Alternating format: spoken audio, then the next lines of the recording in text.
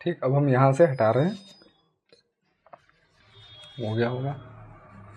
ठीक, तो ये भारत की जो विशेषता थी हमने देख ली। ठीक, भारत का जो मुखिया है वो कौन है? राष्ट्रपति है। कैसे आता है? चुनकर आता है, अप्रत्यक्ष चुनाव। ठीक, और अगर बात रही कि भारत के राष्ट्रपति के चुनाव में कौन कौन लोग भाग लेते हैं, तो देखो अगर ये भी अगर समझना तो यहाँ पे ये भी देख लो। ठीक, भारत के राष्ट्रपति के चुनाव में देखो, एक तो जो संसद के दोनों सदनों के निर्वाचित सदस्य, यहाँ एक बात ध्यान रखना, सिर्फ निर्वाचित। ठीक, निर्वाचित सदस्य, सिर्फ संसद के दोनों सदनों के सिर्फ निर्वाचित सदस्य, ना कि मनोनीत। ठीक, और जो भारत के जो राज्य विधानमंडल है, ठीक, राज्य विधानमंडल के भी निर्वाचित सदस्य। ठीक, राज्य विधानमंडल के भी निर्वाचित सदस्य। और जो संघ शासित केंद्र, जो संघ शासित राज्य है, मतलब कि जो संघ शासित राज्य का मतलब यूनियन टेरिटरी। ठीक, यूनियन टेरिटरी में मतलब वहाँ क्या हो गया, जैसे दिल्ली हो गया, ठीक, पुडुचेरी हो गया, ठीक, पुडुचेरी, और अब एक नया जोड़ लो, जम्मू कश्मीर, जेके। ये इसलिए क्योंकि यहाँ जो है विधानसभा के साथ ही ये संघ शासित राज्य हैं, इनकी विधानसभा है, और इनमें विधानसभा, जब विधानसभा होगी तो यहाँ निर्वाचन होगा, एमएलए होंगे। ठीक, जब एमएलए होंगे तो मतलब मुख्यमंत्री होगा, ठीक, सीएम होगा। इसीलिए यहाँ क्या है कि यहाँ निर्वाचित सदस्य जहाँ जहाँ होंगे, मतलब ऐसे समझ लो देश में जो भी निर्वाचित सदस्य हैं, मनोनीत नहीं है यहाँ, ठीक, वो सब शामिल होते हैं। ठीक है, तो हमको ये बात ध्यान रखनी है।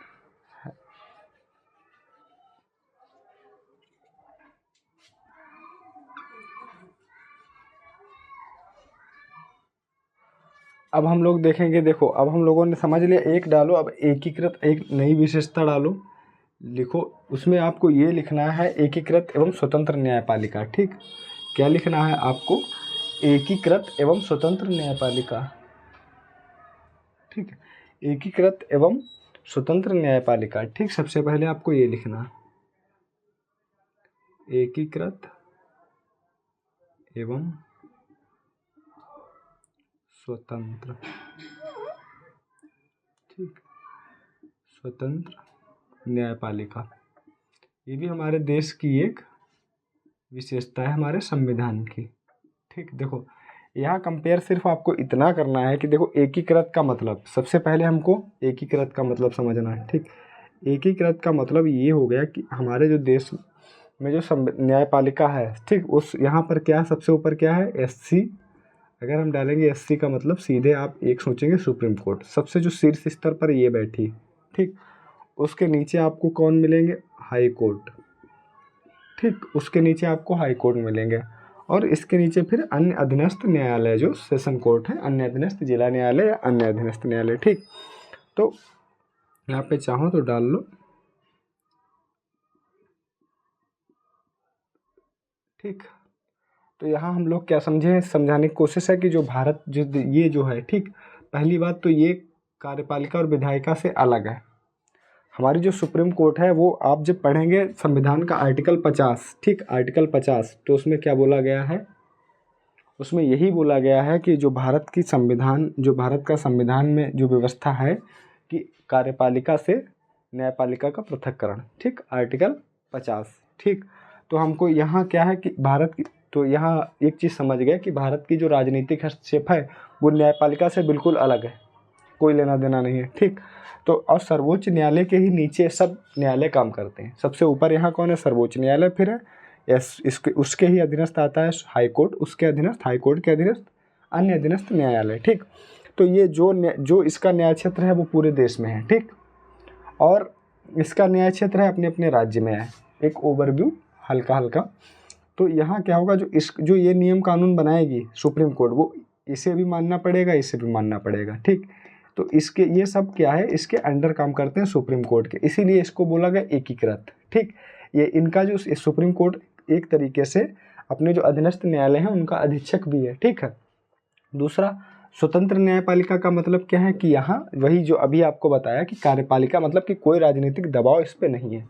आर्टिकल 50 कार्यपालिका न्यायपालिका का पृथक्करण, मतलब कोई राजनीतिक दबाव नहीं है, कोई मंत्री या जैसे मान लो कि जैसे यूपी मान लो, थोड़ी देर के लिए हम लोग यूपी में रहते हैं, तो यूपी की जो पुलिस है, ठीक, जो यूपी की पुलिस है, क्या इस पे क्या है, यूपी की पुलिस पे क्या राजनीतिक दबाव नहीं है?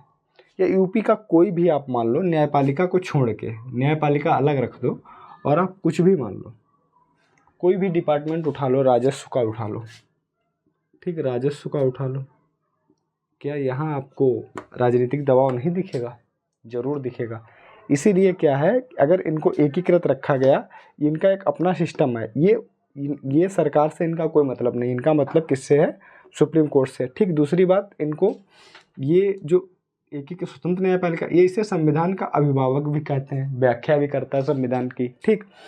और स्वतंत्र का मतलब ये भी है कि मान लो कल संसद ने कोई नियम पारित किया, ठीक है, संसद का ये बातें आप लोग लिखते जाना, जैसे संसद ने कोई एक्ट बनाया, ठीक, पारित कर दिया, अब आर्टिकल 13, ठीक, अगर वो मूल अधिकारों के संगत नहीं है, अगर मूल अधिकारों के संगत नहीं है तो उसे अवैध घोषित कर देगा। कौन घोषित करेगा? स्वतंत्र न्यायपालिका। और कई ऐसे, मतलब अगर आप देखेंगे, कई ऐसे संविधान जो हैं, जो संविधान संशोधन हुई है, जो कोर्ट मतलब कि संसद ने पारित किए, धूमधाम से पारित किए, लेकिन यहाँ आके वो इसने उसे क्या क्या बोल दे, मतलब कि अनकॉन्स्टिट्यूशन, ठीक, मतलब कि संविधान के प्रकृति के खिलाफ है, ठीक है, संवैधानिक। तो उसमें क्या होता है कि वैध नहीं है, या मान लो वो कानून वैध नहीं है, संविधान के संगत नहीं है, तो क्या होता है, उसे न्यायपालिका ये बोल के कि ये संविधान के संगत नहीं है आर्टिकल 13 के तहत, या कुछ भी, उसे हटा देती है, मतलब कि निरस्त कर देती है, सीधे वो रद्द कर देती है, कोई काम के नहीं रहते। तो यहाँ पे क्या हो गया कि स्वतंत्र न्यायपालिका, जैसे कि मान लो क्या बोला गया, अगर आप केशवानंद भारती मामला देखेंगे तो उसमें क्या बोला गया कि संविधान संशोधन होगा, लेकिन मूल ढांचे को ध्यान में रखते हुए आप संविधान का जो मूल ढांचा है उसे संशोधित नहीं कर सकते। अब जैसे कि एक बहुत विवादित है एनजेएसी, ठीक, एनजेएसी, तो इसमें क्या है कि ये एक कमीशन बनाया गया था भारत सरकार की ओर से, ठीक, संसद में पास भी हो गया था कि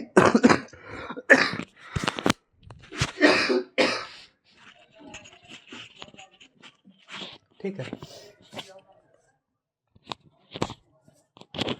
भारत सरकार की तरफ से पास भी हो गया था, और इसमें मतलब कि जो कॉलेजियम सिस्टम है उसका ये वैकल्पिक रूप रखा गया था, और इसमें बताया गया था कि इसमें इस तरीके से जजों की अब नियुक्ति होगी, ठीक। तो इसमें एक मतलब जो ये आयोग बना था, एनजेएसी आयोग, इसमें एक जो था कि विधि मंत्री भी उसका सदस्य होगा, ठीक। अब ये जो विधि मंत्री सदस्य होगा, मतलब का भारत का कानून मंत्री, मतलब जब जजों की नियुक्ति होगी तो उसमें हस्तक्षेप करेगा, भारत का कानून मंत्री हस्तक्षेप करेगा जब जजों की नियुक्ति होगी। जब ये बात सुप्रीम कोर्ट ने उसमें देखी, पढ़ी, तो उससे उसे एक पॉइंट क्या मिला कि जो अगर विधि मंत्री बैठेगा तो भारत की कार्यपालिका जुड़ गई। देखो, हमको पता है कि विधायिका कार्यपालिका, विधायिका क्या है, चुन के आते हैं जो एमएलए एमपी होते हैं, उससे ही कार्यपालिका बनती है। कार्यपालिका क्या है, जो मंत्रिमंडल बनता है, उसे हम लोग कार्यपालिका कहते हैं। तो ये क्या हो गया कि ये कार्यपालिका का राजनीतिक जो इंटरफेरेंस जिसे मना किया गया था संविधान में, वो यहाँ उसे मिल गया कि ये संविधान की मूल भावनाओं के खिलाफ है। सीधे उसने कहा कि ये संविधान की मूल विशेषताओं के खिलाफ है। इसीलिए जब उसमें विधि सदस्य जुड़ता तो वो उसमें एक भारत की कार्यपालिका का हस्तक्षेप हो जाता। इसीलिए उसने क्या कहा कि जो एनजेएसी है उसने यहाँ पे आर्टिकल 50 को ही रख दिया सामने, ठीक है। इसने आर्टिकल 50 को ही सामने रख दिया और क्या बोला कि आप जो है ये ऐसा नहीं कर सकते, ये मूल संविधान की जो मूल विशेषता उसके खिलाफ है, और इसे रद्द कर दिया। ये बात है 2014 की, ठीक। ये बात कब की है? 2014 की, ठीक। तो हमको क्या पता चला कि भारत संसद स्वतंत्र है, संप्रभु है, लेकिन न्यायपालिका भी स्वतंत्र और संप्रभु है। इसीलिए अगर आप देखेंगे, ठीक, अगर आप देखेंगे संसद और भारत की न्यायपालिका में टकराव होता रहता है, ठीक, टकराव होता है इस तरीके से, बिल्कुल आमने सामने से, ऐसा समझिए।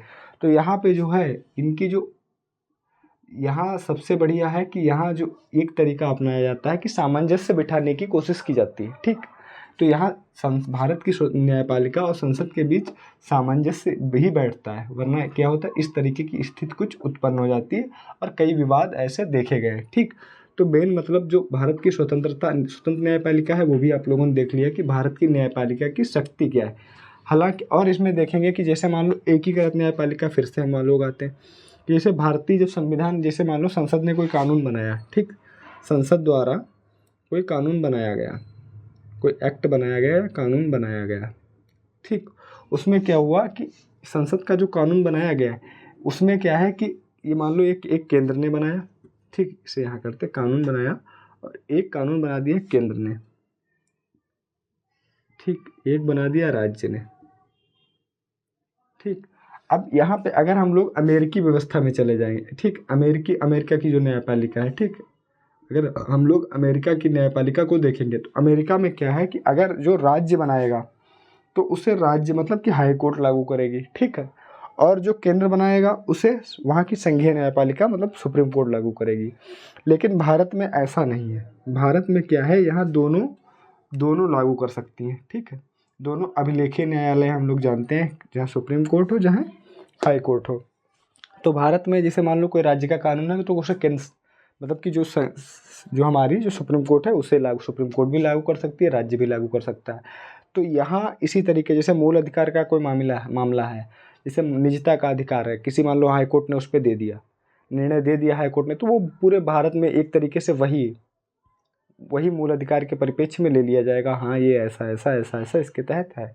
तो वही है कि हालांकि हाई कोर्ट का जो न्याय क्षेत्र है वो अलग होता है, अपने अपने राज्य तक होता है, लेकिन वही यहाँ बताने की कोशिश यही कि राज्य और सरकार मतलब कि केंद्र सरकार और राज्य सरकार के जो कानून है उसे कोई भी लागू कर सकता है, ठीक। यहाँ इस तरीके की व्यवस्था बनाई गई है कि यहाँ ऐसा उसे केंद्र भी लागू कर सकता है, ऐसे समझिए, राज्य सरकार का भी केंद्र लागू कर सकते मतलब कि सुप्रीम कोर्ट लागू कर सकती है और केंद्र सरकार की भी लागू कर सकती है। यहाँ अमेरिका में ऐसी व्यवस्था नहीं है, यहाँ केंद्र के लिए अलग है, राज्य के लिए अलग है, ठीक। तो हम लोग समझ गए होंगे कि जो एकीकृत न्यायपालिका और स्वतंत्र न्यायपालिका की जो मेन विशेषता है वो यही है, ठीक है। और संविधान जो है हमारे मूल अधिकारों की गारंटी भी देता है, जैसे कि मान लो किसी की भी मूल अधिकारों का हनन हो जाए तो क्या होगा, हम लोग सीधे कहाँ जा सकते हैं, सुप्रीम कोर्ट के पास जा सकते हैं। आर्टिकल 32 हमको कहाँ लेके जाता है, सुप्रीम कोर्ट। हालांकि आर्टिकल हाई कोर्ट के पास भी जा सकते हैं, लेकिन मोस्टली क्या होता है कि जैसे कि मान लो कोई मतलब दीवानी है या कोई क्रिमिनल का केस है या दीवानी केस है, तो उसमें क्या होता है कि हम लोग यहाँ अपील लेके जाते हैं, सीधे सुप्रीम कोर्ट हम लोग नहीं जा सकते। लेकिन मूल अधिकार में ऐसा क्या है कि हम लोग सीधे सुप्रीम कोर्ट जा सकते हैं। वैसे क्या है, या तो हम लोग अपील के थ्रू जाएं या तो मतलब कोई मामला गंभीर हो तो सुप्रीम कोर्ट स्वयं, जिसे न्यायिक सक्रियता कहते हैं, स्वयं जो है उसे देख सकती है, अपने पास बुला सकती है। जैसे कि अभी अगर हाल का मामला उठाएंगे तो हम लोग देख सकते हैं लखीमपुर कांड, ठीक, अजय मिश्रा टेनी का, तो उसमें सुप्रीम कोर्ट ने खुद इंटरफेरेंस किया, तो इसे न्यायिक सक्रियता कहते हैं।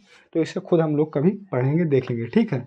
तो हम लोगों ने क्या एकीकृत न्यायपालिका की व्यवस्था देख ली, ठीक है। इसे आप यहाँ हम लोग सारी बातें नहीं लिख रहे हैं, लेकिन लिखते जाना। मेन चीज़ है कि आपको उसकी जो भाषा है, परिभाषा है, वो समझ में आनी चाहिए, ठीक। अब हम लोग देखेंगे इसमें एक दूसरी विशेषता देखेंगे, मौलिक अधिकार, ठीक, क्या देखेंगे, मौलिक अधिकार। दूसरी हम लोग व्यवस्था क्या देख रहे हैं, मौलिक अधिकार देख रहे हैं, ठीक है।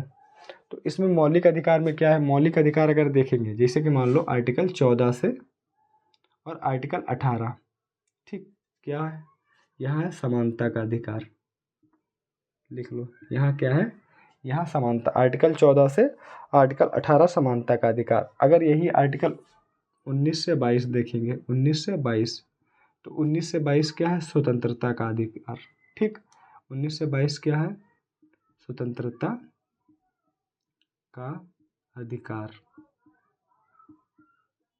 ठीक। अब 19-20 से, ठीक, यहाँ क्या हो गया, स्वतंत्रता का अधिकार हो गया 19 से 22, ठीक। अब शोषण के विरुद्ध अधिकार देखेंगे, 22 से 23 जो है शोषण के विरुद्ध अधिकार है, 22 से 23 मतलब सॉरी 23 से 24, 23 से 24 क्या है, शोषण के विरुद्ध अधिकार है। इसी तरीके से देखेंगे 25 से 28 किसका है, 25 से 28 किसका है? धर्म, ठीक है। मतलब धार्मिक स्वतंत्रता किस में है? 25 से 28 में है धार्मिक स्वतंत्रता, ठीक।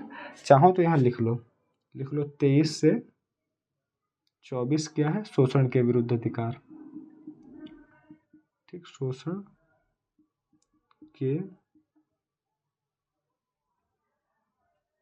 ठीक, शोषण के विरुद्ध अधिकार, ठीक, इतने लिख। और यहाँ दूसरा क्या है हमको लिखना है? 25 से 28, 25 से 28 हमको क्या लिखना है? धार्मिक स्वतंत्रता पे चर्चा करनी है, धार्मिक स्वतंत्रता, ठीक। तो और अभी इसमें अगर हम लोग बात करेंगे 29 से 30, तो 29 से 30 में क्या है? सांस्कृतिक, ठीक। 29 से 30 में क्या है? सांस्कृतिक स्वतंत्रता है, ठीक है। 29 से 30 में सांस्कृतिक स्वतंत्रता है। फिर संवैधानिक उपचार कहाँ चले जाएंगे? आर्टिकल 32 में, ठीक। तो हमको मोटा मोटा क्या हमको यहाँ देखना है कि देखो 12 से 18 समानता, मतलब मौलिक अधिकार की ये यहाँ मोटी मोटी विशेषता दे रखी है, ठीक। जब मौलिक अधिकार अगर हमको दिए गए, ठीक, यहाँ जो संवैधानिक उपचार की बात की गई, ठीक, यहाँ जो संवैधानिक उपचार की बात जो की गई, ठीक, ठीक, जो इसकी बात संवैधानिक उपचार की जो बात की गई वो आर्टिकल 32 में इनका उपचार दिया गया है। तो अगर ये आर्टिकल 32 हमारे पास ना हो तो संविधान जो इसकी मूल अधिकार की जो विशेषताएं बेकार। मान लो कल हमको कोई परेशान करे या कोई हमारे मूल अधिकारों का हनन करे, अगर हम कहीं जा ना पाएँ, कहीं सरकार को बता ना पाएँ, या उसका मतलब कि जो हमको क्षति है वो पूर्ति अगर ना हो तो भविष्य में वैसी गलती, मतलब कि दोबारा हमारे मूल अधिकारों का हनन नहीं होना चाहिए। तो इसके लिए हमको क्या करना पड़ेगा? इसके लिए हमको एक व्यवस्था ऐसी, मतलब कुछ तो चाहिए कि ऐसा ना हो। तो वो जो कुछ चाहिए वो हमको मिलता है आर्टिकल 32 से। आर्टिकल 32 से हम लोग सीधे कहाँ जा सकते हैं? मतलब इसके उपचार के लिए सुप्रीम कोर्ट के पास जा सकते हैं। हाई कोर्ट को भी यही है, हाई कोर्ट के भी पास हम लोग जा सकते हैं। वो 5 तरीके की रिट जारी कर सकता है। जिसे मान लो बंदी प्रत्यक्षीकरण हो गया, ठीक, अधिकार परीक्षा हो गया, उत्प्रेषण हो गया, परमादेश हो गया और प्रतिषेध हो गया। इस तरीके की 5 रिट्स जारी कर जो है सुप्रीम कोर्ट हमें जो है क्या, हमारे जो मूल अधिकार हैं उनकी सुरक्षा करता है, ठीक। तो इसीलिए ये भी ज़रूरत है। यहाँ समानता, यहाँ मतलब कि हर एक व्यक्ति समान है, किसी के पास विशेष अधिकार नहीं है, ठीक। यहाँ ये हो गया। स्वतंत्रता का अधिकार, स्वतंत्रता अलग अलग तरीके की, 19 से 22 तक स्वतंत्रता दी। शोषण के विरुद्ध अधिकार कि हमारा शोषण भी नहीं है। धार्मिक स्वतंत्रता, हम किस धर्म को मानने के लिए, जैसे मान लो आर्टिकल 25 में बोला गया है कि हम जो है हम किसी भी धर्म को लिए, किसी भी पूजा पद्धति के लिए मनाने के लिए हम स्वतंत्र हैं। कुछ भी, मतलब कि किसी भी तरीके से या किसी को भी भगवान मानने के लिए हम स्वतंत्र हैं। इसके लिए हमें कोई दबाव नहीं होगा कि आप इन भगवान की पूजा करो, आप इन भगवान की पूजा नहीं करोगे, ऐसा कुछ नहीं है, ठीक।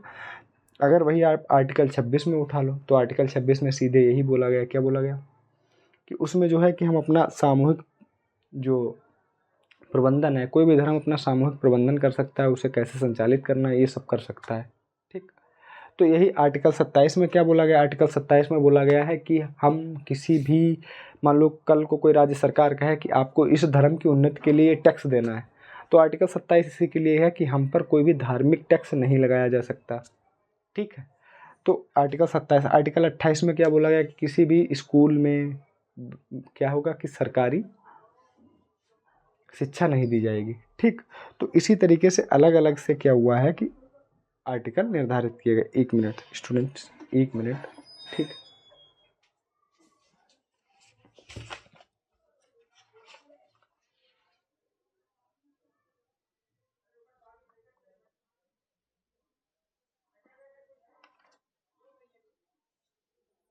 तो हम लोग कहाँ पे थे? आर्टिकल 28 पे, ठीक है।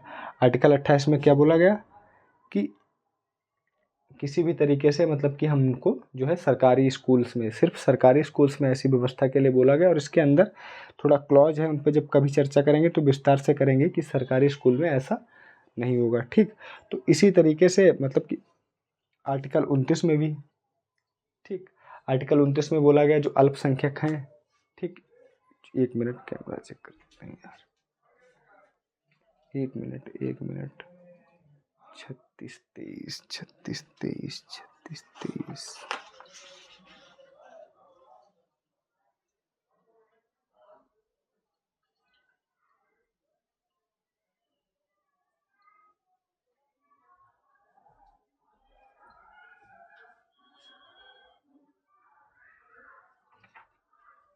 हाँ तो कहाँ 29 पे थे, तो इसमें 29 में क्या बोला है कि किसी भी नागरिक को क्या होगा कि अपनी भाषा है, लिपि है या संस्कृत या विरासत को सुरक्षित रखने का अधिकार हमको कहाँ दिया गया, आर्टिकल 29 में दिया गया है। ठीक, आर्टिकल 30 में क्या बोला गया, जो अल्पसंख्यक हैं, जो अल्पसंख्यक हैं वो अपने पसंद के मतलब कि स्कूल चला सकते हैं। ठीक, मतलब शैक्षिक संस्थान खोल सकते हैं अपने पसंद के। ठीक है, आर्टिकल 30 में, और उनका प्रबंधन कर सकते हैं किस प्रकार से चलाना है। लेकिन उनका चलाना जो किस प्रकार से, कुछ भी नहीं करने का मतलब वहाँ कुछ नहीं है कि आप मान लो कि आजकल ऐसा होता है कि खोल दिया और वहाँ आप आतंकवाद की क्रियाएं कर रहे हैं, या ऐसा कुछ नहीं होगा।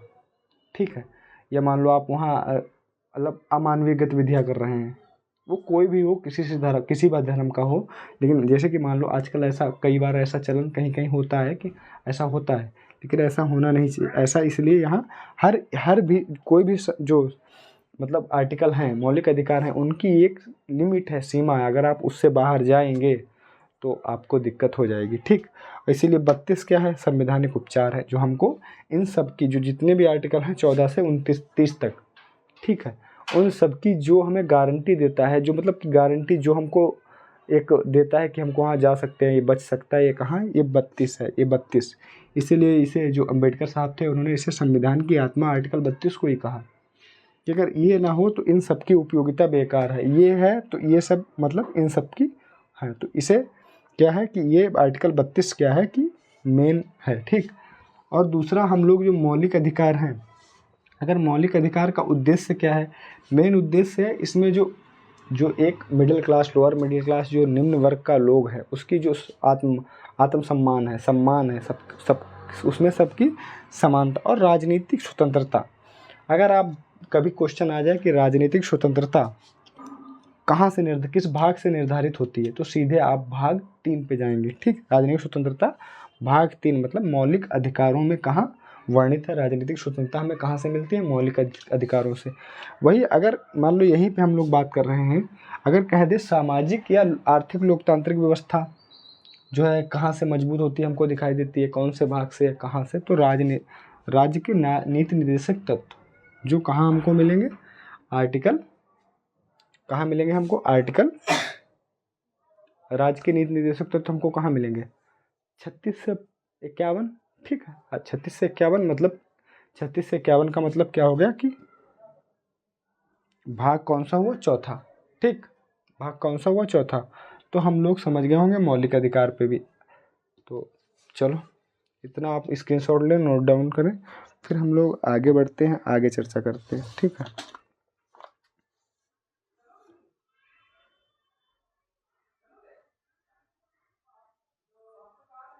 अगर चाहो तो यहाँ पे राज्य के नीति निर्देशक तत्व भी एक विशेषता है, तो लिख लो। ठीक, यहाँ पे चाहो लिख लो, उसे यहीं पे समझा देते हैं।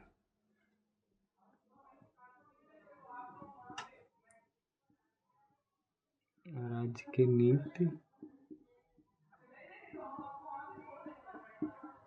निर्देशक, ठीक, सिद्धांत। ठीक, तो अगर हम लोग यहाँ देखेंगे तो ये आर्टिकल किस, यहाँ अगर देखेंगे तो भाग सीधे यहाँ ध्यान रखो, भाग कौन सा है, चौथा है। ठीक, आर्टिकल 36 से 50। ठीक, आर्टिकल 36 से 51, सॉरी 50 नहीं 51, 36 से आर्टिकल, ठीक, 36 से 51। ठीक, और यहाँ अगर यही अगर राजनीतिक स्वतंत्रता की बात करेंगे, ठीक ठीक, तो कहाँ हो गया, आर्टिकल मौलिक अधिकार हो गया। अगर यही सामाजिक और आर्थिक लोकतांत्रिक की बात करेंगे, ठीक, सामाजिक और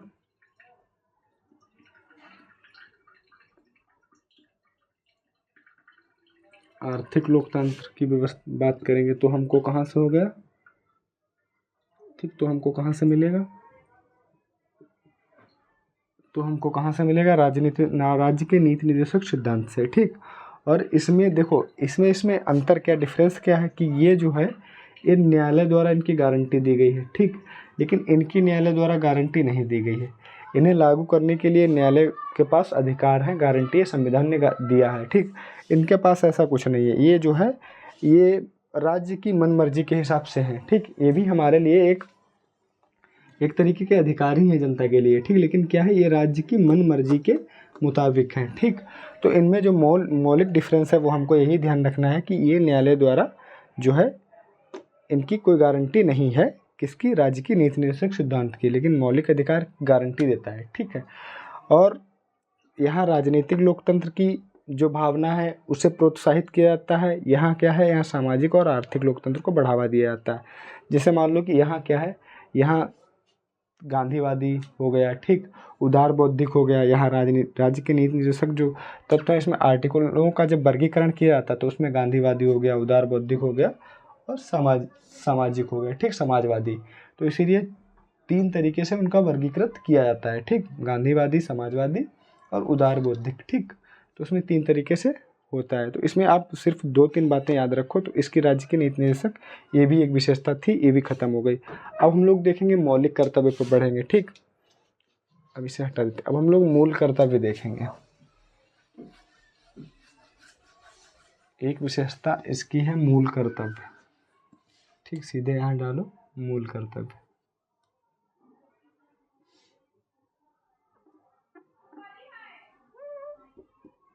ठीक भाई, 1 मिनट। मूल कर्तव्य, देखो मूल कर्तव्य क्या है कि मूल कर्तव्य क्या है। देखो मूल कर्तव्य अगर हम लोग देखेंगे तो सबसे पहले यहाँ ये क्या है कि ये मूल संविधान में अंतर्निहित, मतलब मूल संविधान में नहीं जुड़े थे। इनको 1976 के संविधान संशोधन के बाद जोड़ा गया, ठीक, के संविधान संशोधन 1976 के संविधान 42वें संविधान संशोधन। अगर यहाँ लिखना, यहाँ लिख लो, यहाँ क्या लिख लो, 52वें 42वें संविधान संशोधन द्वारा जोड़ा गया, ठीक। जो 1976 में 42वें संविधान संशोधन द्वारा इनको जोड़ा गया, ठीक, संशोधन द्वारा जोड़ा गया, ठीक, जोड़ा गया, ठीक।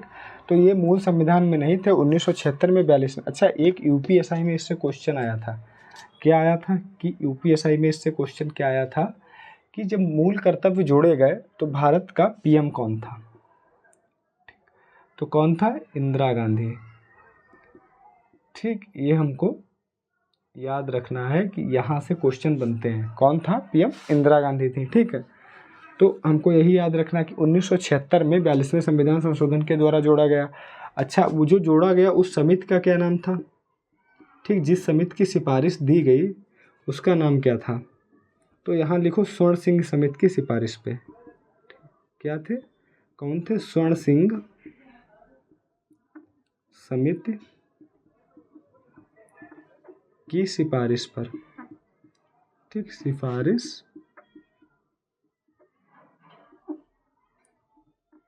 पर। तो हमको ये ध्यान रखना, स्वर्ण सिंह समिति की सिफारिश पर जोड़ा गया, ठीक। उसके बाद 2002 में, मतलब 2002 में किसकी सरकार थी, अगर पूछ लें, मान लो अभी ये पूछा है कि उस समय पीएम कौन था, अगर पूछ लें कि 2002 में एक और मूल कर्तव्य जोड़ा गया 86वें संविधान संशोधन के द्वारा, ठीक, 86वें संविधान संशोधन के द्वारा। तो उस समय पीएम कौन था, तो हमको याद रखना है माननीय श्री अटल बिहारी वाजपेयी, श्री, ठीक। तो यहाँ हमको कौन सा याद रखना है, ठीक है, श्री अटल जी, ठीक, कौन थे, श्री, उस समय पीएम कौन थे 2002 में, श्री अटल जी। जब ये जोड़ा गया, एक एक्स्ट्रा संविधान 86वें संविधान संशोधन में एक और मूल कर्तव्य जोड़ा गया, ठीक, एक और जो था मूल कर्तव्य जोड़ा गया, तो उस समय पीएम कौन थे, श्री अटल बिहारी वाजपेयी जी। और 2002 के 86वें संविधान संशोधन अधिनियम के द्वारा जोड़ा गया, इससे ज़्यादा इसमें कुछ नहीं है, ठीक है। तो देखो इनका जो उद्देश्य था, यहाँ अगर देखेंगे इनका जो उद्देश्य था, मतलब कि किस लिए इनको लाया गया, तो इसलिए लाया गया कि अक्सर क्या है कि हमारे जो भारतीय लोग हैं उनको ये याद दिलाने के लिए कि जब आप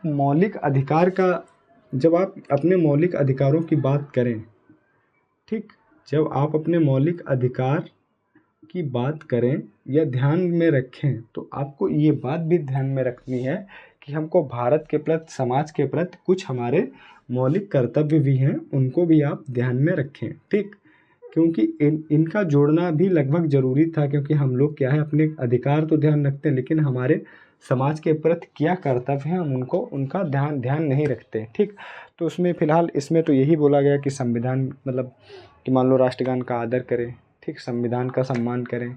तो इसमें इसी तरीके से ये सब ध्वज का, राष्ट्रीय ध्वज का सम्मान करें। ठीक, और कई तरीके की मान लो ऐसे ही था कि महिलाओं का सम्मान करें, कोई ऐसा काम ना करें जिससे महिलाओं के जो सम्मान को आहत पहुँचे। तो इसी तरीके से इसमें मतलब मौलिक कर्तव्य जो थे इन्हीं पे था फोकस, यही उद्देश्य था कि मौलिक कर्तव्य जोड़े जाएं। ठीक है, जिससे कि हमारे संविधान में जिससे कि हमारे जो भारतीय लोग हैं उनके मन में कुछ मौलिक कर्तव्यों को लेके एक धारणा बने कि हमारे समाज के प्रति कुछ कर्तव्य हैं। ठीक, तो मौलिक कर्तव्य जोड़ने का उद्देश्य जो था यही था कि हमको ये ध्यान में रखना है कि हमारे जब मौलिक अधिकारों की हम बात करते हैं तो हमको ध्यान रखना है कि हमारे मौलिक कर्तव्य भी उतने ही ज़रूरी हैं। ठीक, हमारे समाज के प्रति कुछ जिम्मेदारी हैं, कुछ सकारात्मक मतलब जिम्मेदारियाँ हैं जिनका हम निर्वहन अच्छे से करें। ठीक है, तो आई होप मौलिक कर्तव्य भी मूल कर्तव्य भी हो गए होंगे। अब चलो स्क्रीनशॉट लें, नोट डाउन करें, जो करना है फटाफट करें। अच्छा हाँ, मूल कर्तव्य की अगर हम लोग भाग की चर्चा करेंगे तो इसका भाग याद रखना 4 का, और इसका आर्टिकल भी क्या है, आर्टिकल भी आपको याद रखना 51 का। ठीक, इतना आपको ध्यान रखना है। ठीक है,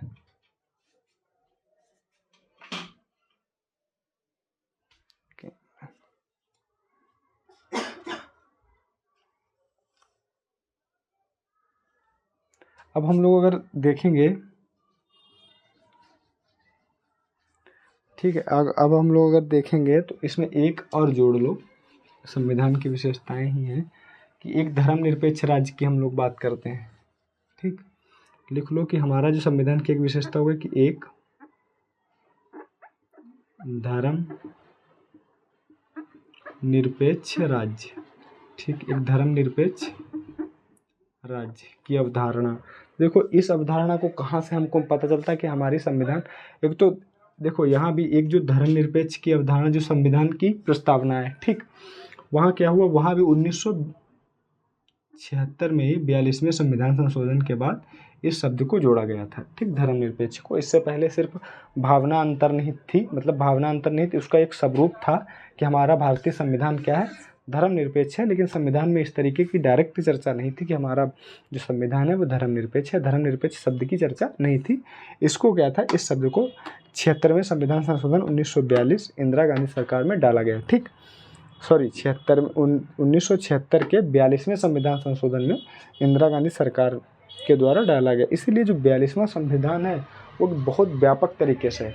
ठीक, बहुत व्यापक है, इसीलिए उसे लघु संविधान, मिनी कॉन्स्टिट्यूशन बोला जाता है। ठीक, तो हमको क्या याद रखना है कि धर्मनिरपेक्ष शब्द कब डाला गया, प्रस्तावना में जोड़ा गया 1976 के 42वें संविधान, 1976 में 42वें संविधान संशोधन से। ठीक, तो देखो यहाँ, और उससे पहले हालांकि भावना अंतर्निहित कैसे थी उस पर चर्चा करते हैं। जैसे मान लो कि आर्टिकल दिए थे, जैसे मान लो आर्टिकल 25 हो गया, ठीक, सब पे चर्चा करेंगे। आर्टिकल 26 हो गया, और आर्टिकल 27 हो गया, और आर्टिकल 28 हो गया। ये तो सीधे धर्म से जुड़े हुए हैं। ठीक, इसके बाद अगर हम लोग जैसे कि समानता की बात करेंगे तो जैसे 14 हो गया, ठीक, 14 हो गया, 15 हो गया, और 16 हो गया। ये भी जो धर्मनिरपेक्ष राज्य की भावना है ये भी उसको जो है ऊपर उठाते हैं। ठीक है,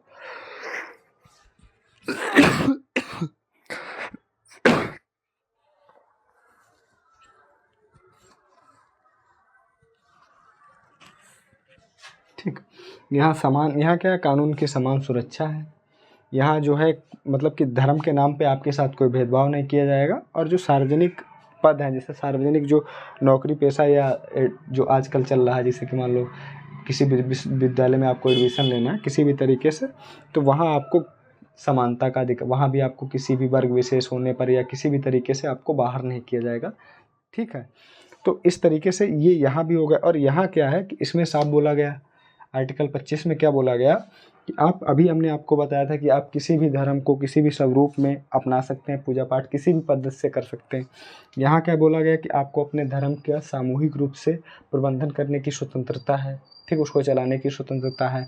यहाँ का क्या बोला गया कि आप, जैसे कि मान लो हमने अभी एग्जाम्पल दिया था, किसी मान लो कोई राज्य सरकार कल को आप पे टैक्स ठोक दे कि मान लो आपको जो है इस धर्म के उत्थान के लिए आपको इतना इतना टैक्स देना है, तो आर्टिकल 17 इसलिए इसे मना करता है कि आप किसी भी धर्म की उन्नति के लिए, किसी धर्म विशेष की उन्नति के लिए आप कर देने के लिए बाध्य नहीं है। आर्टिकल 28 बोला गया कि जो सरकारी स्कूल हैं वहाँ किसी धर्म विशेष की शिक्षा नहीं दी जाएगी, ठीक। तो इस तरह पहले क्या था कि हमारे मतलब संविधान में एक ऐसी भावना अंतर्निहित थी कि हमारा संविधान धर्मनिरपेक्ष है, लेकिन 1976 में 42वें संविधान संशोधन से भारत की प्रस्तावना में एक धर्मनिरपेक्ष शब्द भी जोड़ दिया गया, ठीक। अच्छा, अब हम लोग ये आर्टिकल देख चुके कहाँ कहाँ कौन कौन बात है, ठीक, इधर भी। तो अब हम लोग अगर थोड़ी देर अगर मान लो यहाँ अगर हम लोग धर्मनिरपेक्ष की जो अगर तुलना करें पश्चिमी देशों से, ठीक, तो पश्चिमी देशों में क्या है कि वहाँ धर्मनिरपेक्ष की नकारात्मक, ठीक, नकारात्मक अवधारणा है। वहाँ क्या है, नकारात्मक अवधारणा कैसे, ये भी आपको बताएंगे। नकारात्मक अवधारणा, ठीक, नकारात्मक अवधारणा कैसे है।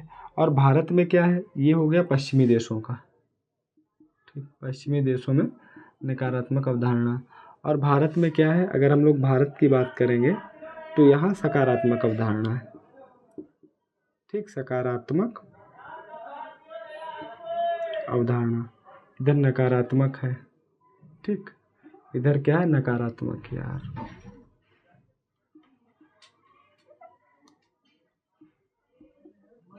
इधर नकारात्मक अवधारणा है, ठीक, एक मिनट,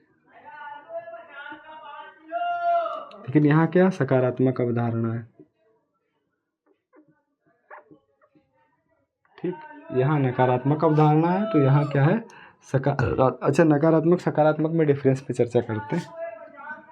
देखो यहाँ क्या है, पश्चिमी देशों का क्या है कि अगर मान लो जो उनका क्या है किसी भी धर्म के साथ, ठीक, वहाँ पहली बात तो मोस्टली धर्म का मतलब हो गया चर्च, ठीक, वहाँ धर्म का मतलब क्या हो गया, मोस्टली मतलब कि अधिकतर चर्च है, लेकिन सब जगह ऐसा नहीं है, ठीक।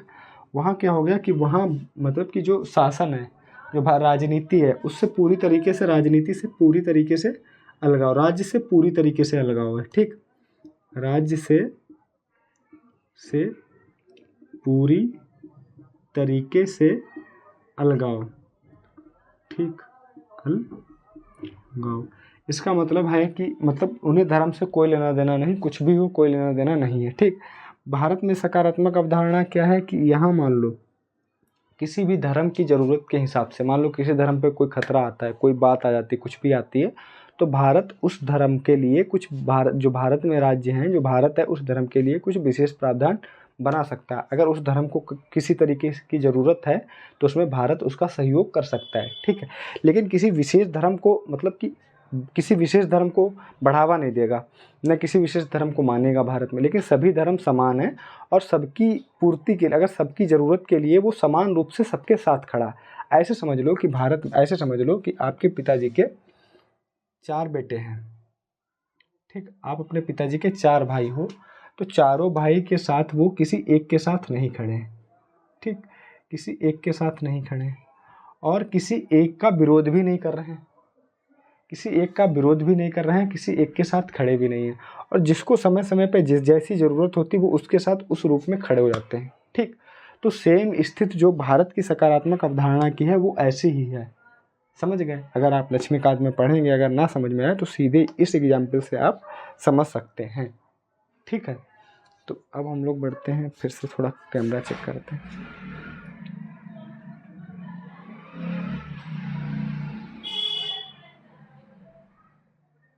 ठीक, तो हम लोग ये भी समझ गए होंगे। अब हम लोग एक एक पे और चर्चा करेंगे, इसके बाद क्लास को समाप्त कर देंगे।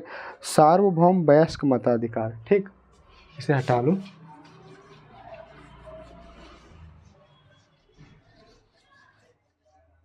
मान लो यहाँ डालो सार्वभौम सार्वभौम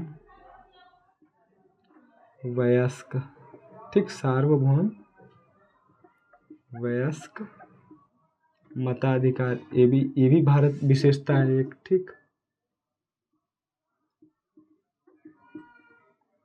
सार्वभौम वयस्क मताधिकार, ये क्या विशेषता, देखो भारत में क्या है कि जब हमारा देश बना, ठीक, 1947 पहली बार जब 1952 में जब चुनाव हुए, ठीक, 51-52 में, तो उसमें क्या था कि ऐसा हुआ कि जब पहली बार चुनाव हुए तो कि हमारे जो देश था, ठीक, जो इंडिया था, जो भारत था, ये मतलब बहुत लोगों की दृष्टि इस पर थी, इंटरेस्टेड बन गया बहुत से लोगों के लिए कि भारत लोकतंत्र तो बना लिया, खुद को आज़ाद तो करवा लिया, लेकिन भारत जो है चुनाव कैसे करवाएगा, क्योंकि भारत की बहुत बड़ी जनसंख्या, एक तो सबसे बड़ी बात शिक्षित नहीं थी उस टाइम, ठीक, बहुत संपत्ति वाली नहीं थी, बहुत ज़्यादा पैसा नहीं था, और भारत के पास बहुत ज़्यादा ऐसे संसाधन भी नहीं उपलब्ध थे जो चुनाव करवा पाए। और भारत जो राज्य के स्तर पे देखेंगे तो भारत की भी आर्थिक स्थिति ठीक नहीं थी।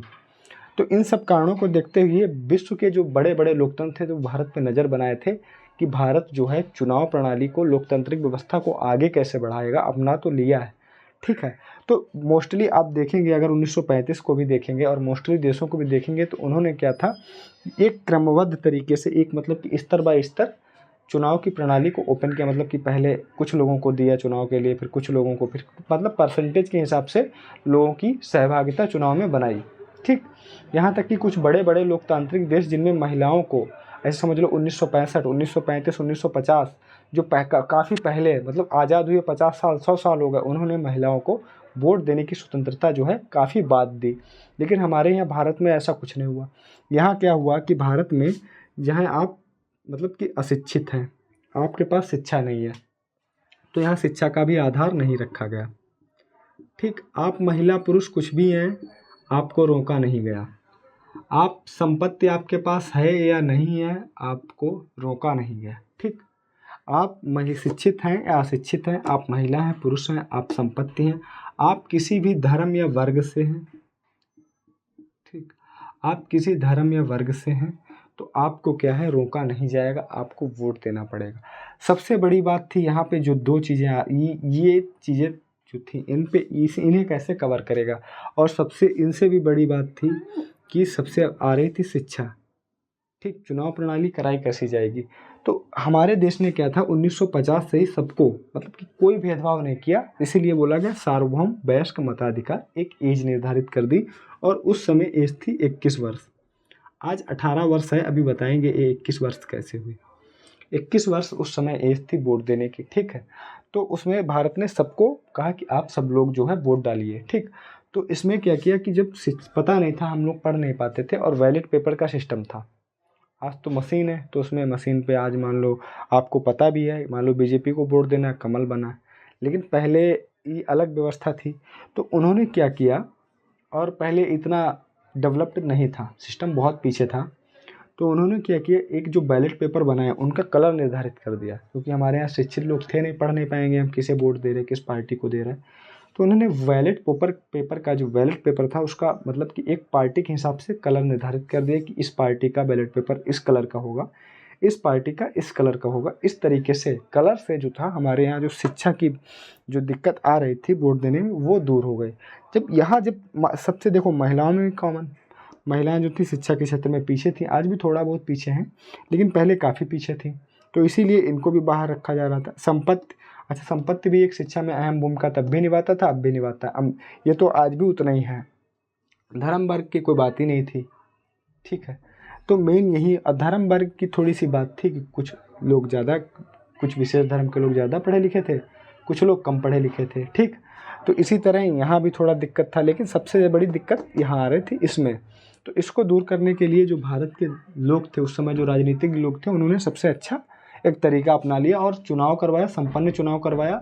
जो सारे देश, जो दुनिया के सारे देश थे, वो देखते रह गए कि वो सिर्फ देखते रहे कि भारत ने किस तरीके से जो वयस्क मताधिकार का जो टारगेट था, जो लोकतंत्र की व्यवस्था को अपनाया, किस तरीके से आगे बढ़ाया। सबके लिए एक तरीके से वो एक एग्जाम्पल सेट कर दिया भारत ने कि देखिए, आप जो हमको समझते हैं उससे कहीं ज़्यादा हम अपनी सोच रखते हैं, ठीक है। तो यहाँ इसीलिए सार्वभौमिक वयस्क मताधिकार हैं, ये भारतीय संविधान निर्माताओं का बहुत सराहनीय और साहसिक कदम था। ठीक है, कि हम एक ऐसी व्यवस्था अपनाने जा रहे हैं तो जो हमारे लिए अभी परिस्थितियों के हिसाब से अनुकूल नहीं थी, लेकिन उनकी जो सही रणनीति और जो राजनीति थी उसने उसको अनुकूल बना दिया। ठीक, तो हम लोग सबसे पहले यहाँ देखेंगे। अच्छा, अब सार्वभौम वयस्क मताधिकार में क्या कि सारे लोग, आप कौन कौन, मतलब कि सब लोग वोट डाल सकते हैं, हमने सीधे बता दिया। अच्छा, पहले 21 वर्ष हुआ करती थी एज, लेकिन इससे क्या हुआ, 21 वर्ष के बाद क्या हुआ कि 1988 में एक अधिनियम आता, संविधान संशोधन अधिनियम होता, और 1989 में, ठीक, 1989 में इसे लागू कर दिया जाता है। 1989 में। और ये जो संविधान ये है 61वां, ठीक, 61वां संविधान संशोधन। कौन सा है? 61वां संविधान संशोधन। ठीक, जो 89 में आता है, एक्ट बनता, 89 में पारित होता है और लागू होता है 88 में आता है, एक्ट बनता है और लागू होता है 1989 से, 61वां संविधान संशोधन अधिनियम या एक्ट। ठीक, तो हम लोग समझ गए होंगे कि पहले 21 वर्ष थी और यहाँ से 18 वर्ष होगी। ठीक, जब ये पारित हो गया तो क्या हो गया, यहाँ से एज जो थी 18 वर्ष, तो 18 से 21 से 18 कैसे आई, 1988 में एक अधिनियम पारित किया गया, 1989 में लागू कर दिया गया। और वो अधिनियम कौन सा था? 16वां संविधान संशोधन, ठीक, अधिनियम, जिसमें 18 साल एज हो गई। ठीक, 18 साल। तो हम लोग सार्वभौमिक वयस्क मताधिकार भी समझ गए होंगे। और अगर आपको बात करनी है कि इससे हमको लाभ क्या है, देखो इसमें जो, फिर वही बात हम आएंगे, लोअर क्लास या जो मिडिल क्लास है, उसके लिए एक अवसर ऐसा आता है, या भारत की जो जनता है कि एक बार अपने स्वाभिमान थोड़ा महसूस करती है कि हमको जो है भारत की राजनीति में सहभागिता, जो भारत का भविष्य है, जो भारत की दिशा या नीति है, उसमें क्या होता है कि हमको सहभागिता मिलती है, एक अवसर मिलता है। ठीक, और अपने जो एक लोअर जो तबका है उसे एक सहारा मिलता है कि कुछ आगे चेंजेस होंगे। तो उसमें एक जो लोकतंत्र की जो लोकतंत्र का आधार है वो भी इससे मजबूत होता है। ठीक है, तो हमको उद्देश्य अगर लिखने हो तो इस तरीके से हम बहुत सारे उद्देश्य जो हम देखते हैं जिनका प्रभाव पड़ता है वोट देने से, जो हमारे अंदर जो आता है कि हम वोट देने जा रहे हैं, कैसा फील कर रहे हैं, हमको थोड़ा स्वाभिमान फील होता है। ठीक है, हमें एक अलग आशा होती है, एक नई आशा होती, नई उम्मीद किरण जगती है। मतलब अगर हमें लगता है कि हमारी पिछली सरकार अच्छी नहीं है तो नई सरकार हम लोग बदल सकते हैं। ठीक है, तो हम लोगों ने मोटा मोटा देख लिया। अब 2-3 बातें रह गई हैं, वो हम अगली क्लास में डिस्कस करेंगे, क्योंकि हेल्थ बहुत ज़्यादा साथ नहीं दे रही है। फिर भी हमने 1 घंटा से लगभग, हो सकता है ऊपर हो गया टाइम, मुझे नहीं पता इधर कितना हुआ अभी, अब कैमरा भी नहीं चेक करने जाएंगे। तो बहुत बहुत धन्यवाद, शुक्रिया। क्लास को यहीं समाप्त करते हैं। ठीक है।